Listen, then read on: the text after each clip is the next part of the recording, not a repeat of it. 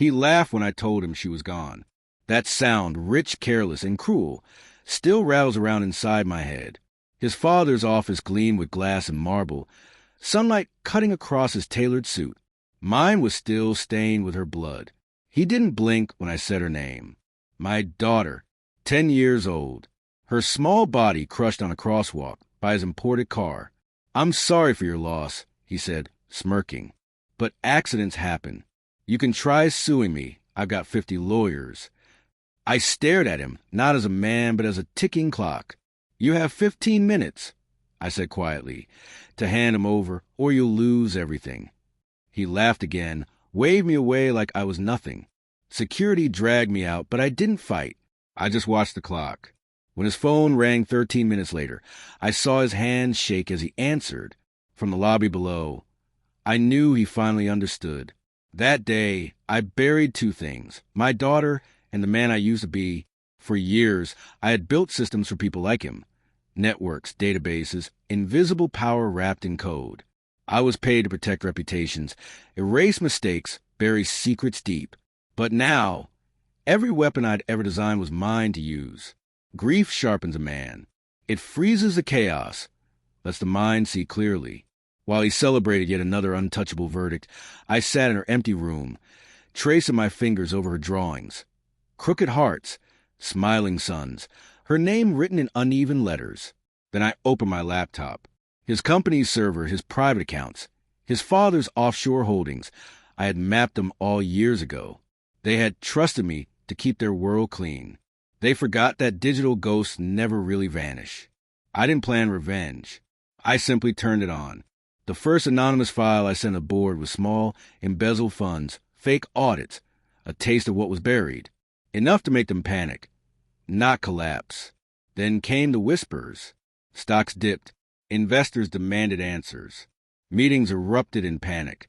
The empire began to tilt. I never made threats. I never raised my voice. I just followed the rhythm of precision and patience. Every night, I replayed her final seconds. The torn backpack, the sound of screeching tires, his laughter posted online hours later. That memory kept me steady. People think vengeance is chaos. It's not. It's symmetry.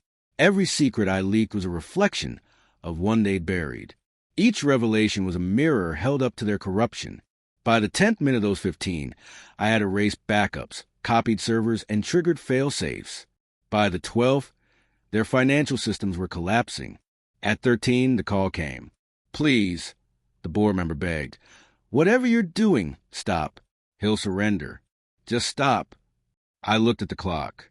"You had 15, I said. Then I hung up. I watched from across the street as the billionaire stumbled from his office, gray-faced, phone dead, looking suddenly small, like a man stripped of arrogance and wealth, left only with fear. He fell to his knees. The crowd stared. No one helped. 2 days later, they tried to buy my silence, money, settlements, mercy. But I didn't want their pity. I sent one final message instead, a photo of my daughter smiling, the subject line reading, "This is your legacy."